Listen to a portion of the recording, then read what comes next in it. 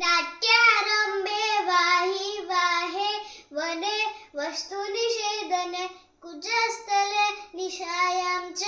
नद्या अमरमण्डले तुरङ्गे खण्डने वायो शयने गमनोद्यमे प्रतापे च प्रसादे च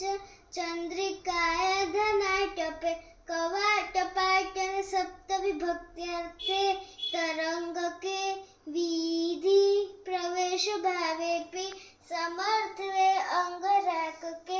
आत्मार्थे शपथे चापि तृष्णे भावने दर्शने तालपत्रे च खेते च द्रव्यादिस्पर्शने तथा आशीर्वाद क्रियायां च नृप शिष्य स्वभावने तत्र तत्र इति वर्चने सिन्धांशे सुकृत्रिक्रमे संबोधने पुरोगेऽपि खड्गरूपसधारणे मासे संवत्सरे वर्षादिने समाचने तथा एवमर्थेषु युज्यन्ते पताकहस्तभावना।